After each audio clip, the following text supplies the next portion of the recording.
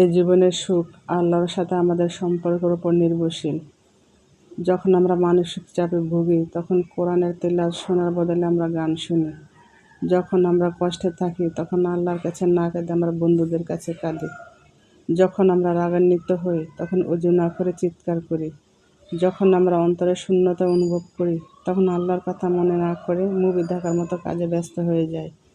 যখন আমরা প্রতারিত হই তখন ধৈর্য ধারণ না করে প্রতিশোধপরায়ণ হয়ে উঠি। যখন কোনো অমুসলিমকে অপছন্দ করি তখন তাদেরকে আল্লাহর জন্য ভালোবাসার চেষ্টা না করে গীবত করতে থাকি। যখন আমাদের অনুপ্রেরণার প্রয়োজন হয় তখন দুনিয়াতে জান্নাতের সুসংবাদ প্রাপ্তদের জীবনে আলোকপাত না করে আমরা এখনকার কোটিপতিদের জীবন দেখি।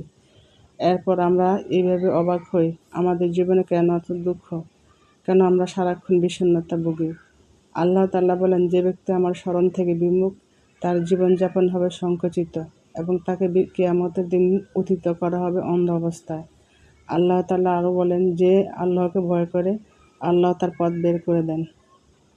সুপ্রিয় দর্শক, আসসালামু আলাইকুম। আপনারা সবাই কেমন আছেন? নিশ্চয় ভালো আছেন। আলহামদুলিল্লাহ, আমরা পরিবারের সবাই বেশ ভালো আছি। তাই প্রতিদিনের মতো চলে আসলাম আপনাদের মাঝে একটা নতুন ভিডিও নিয়ে।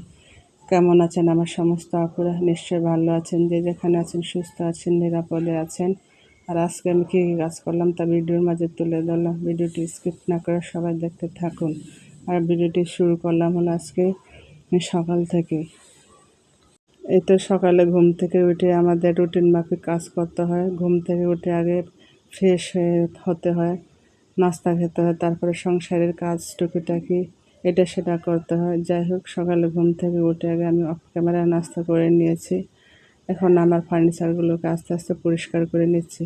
আর প্রতিদিনের ফার্নিচার প্রতিদিন পরিষ্কার করার পর অনেক ধুলাবালি জমে, কারণ বাইরে থেকে ধুলাবালু জমে অনেক ময়লা হয়ে যায়। প্রতিদিন পরিষ্কার না করলে অনেক ময়লা দেখা যায়। আর আমাদের প্রত্যেক দিনের কাজই হলো এগুলো পরিষ্কার করা, সংসারে কাজকর্ম করা, বাচ্চা কাচ্চা সামলানো, রান্নাবান্না করা। তাই প্রতিদিন একটু একটু এই কাজগুলো করে আপনাদের মাঝে শেয়ার করার চেষ্টা করছি।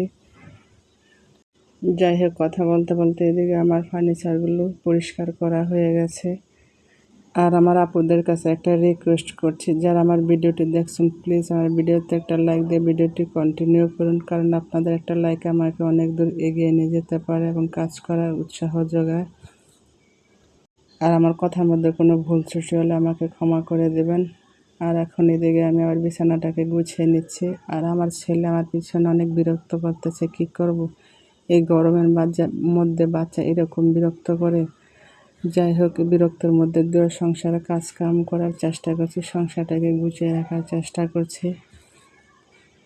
আর যতই ব্যস্ত থাকি না কেন আমি আগে আমার সংসারটাকে গুছিয়ে রাখার চেষ্টা করছি, কারণ সংসারে কাজকর্ম গুছানোর পর মনে প্রশান্তি লাগে আর দেখতেও ভালো লাগে। যাই হোক, কথা বলতে বলতে এদিকে আমার বিছানাটাকে এখন গুছিয়ে নিয়েছি। এখন ঘরটাকে ঝাড়ু দিয়ে নিচ্ছি। আর প্রত্যেকটা মেয়ে চায় তার সংসারটাকে পরিপাটি করে গুছিয়ে রাখার চেষ্টা করে। আর সংসারটা হলো একটা প্রশান্তির জায়গা। আর আস্তে আস্তে গরম বাড়তে আছে, আর এই গরমের মধ্যে বাইর হওয়া যায় না। বাসার মধ্যে গরম হলো অনেকটা শান্তি লাগে। বাইরে যাই হোক, জরুরি কাজ ছাড়া বাইরে যাই না। আর এদিকে আমার ঘরটাকে গুছিয়ে পরিষ্কার করে নিয়েছি, তাই আপনাদেরকে একটু দেখিয়ে দিচ্ছি। এই তো এখন পরিষ্কার করে গুছিয়ে নিচ্ছে, কতক্ষণ পরে আবার ময়লা এসে এগুলো ভরে যাবে। যাই হোক, কী করা আছে, আমাদের কাজই এগুলো, দৈনন্দিন জীবনে প্রত্যেক দিনই এগুলোকে পরিষ্কার করতে হবে। যাই হোক, এগুলো মেয়েদের কাজে, মেয়েরা ঘরে থাকবে, ঘর দুয়ার পরিষ্কার করবে, বাচ্চা কাচ্চা সামলাবে, রান্নাবান্না করবে, নামাজ পড়বে। যাই হোক, কথা বলতে বলতে এদিকে আমার কটা থালা বাটি ছিল, এগুলোকে আমি এখন ধুয়ে পরিষ্কার করে নিচ্ছি। আর আমার ভিডিওর কোনো অংশ ভালো লেগে থাকলে প্লিজ আমার চ্যানেলটি সাবস্ক্রাইব করে আমার পাশে থাকবেন। আমার পরিবারের জন্য দোয়া করবেন। আমিও সবার জন্য দোয়া করি, আল্লাহ পাক যাতে সবাইকে ভালো রাখে, সুস্থ রাখে, নিরাপদে রাখে। আর আমার মনে হয় শীতকালে ভালো, কারণ শীতকালে খেয়ে আরাম, ঘুমিয়ে আরাম, সব কিছুতে আরাম। আর গরমকালে এত গরম লাগে, গরমের যন্ত্রণায় রান্নাবান্না কাজকাম কোনো কিছুই ভালো লাগে না, তারপরও করতে হয়, কি করব।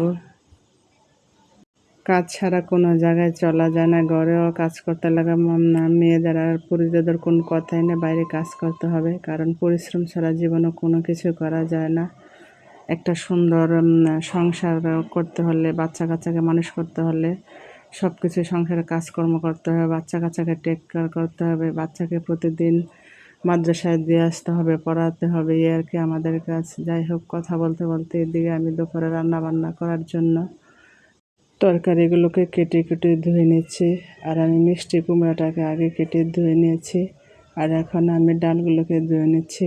আর আজকে আমি বেশি কিছু রান্না করব না, শুধু মিষ্টি কুমড়া দিয়ে ডাল দিয়ে একটা সবজি রান্না করব। আমি কালকে এক আপুর কুকিং চ্যানেলে দেখেছি যে ডাল দিয়ে মিষ্টি কুমড়া দিয়ে একটা সবজি রান্না করেছে, তাই আমি আজকে রান্না করতেছি।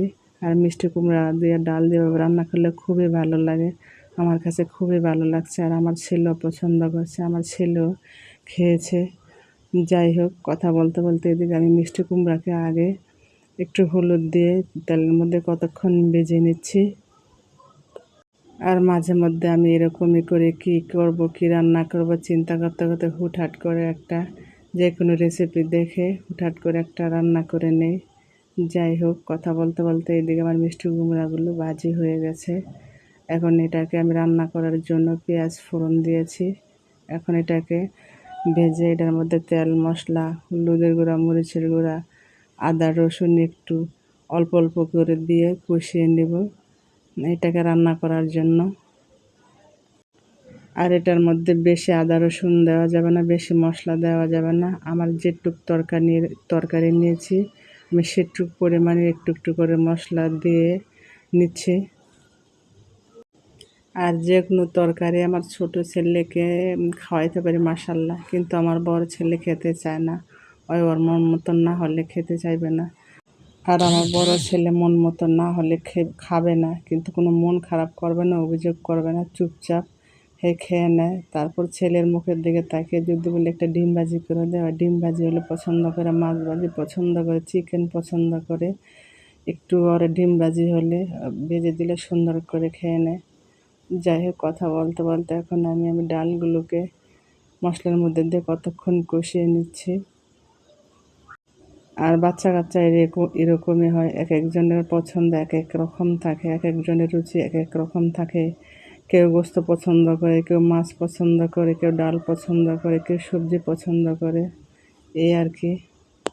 আর আমরা বড়রা তো সবসময় এক জিনিস খাই না, এক সময় গোস্ত খেতে খেতে গোস্ত ভালো লাগে না, মাছ খাই, মাছ খেতে খেতে মাছ ভালো লাগে না, একটু ভর্তা খাই।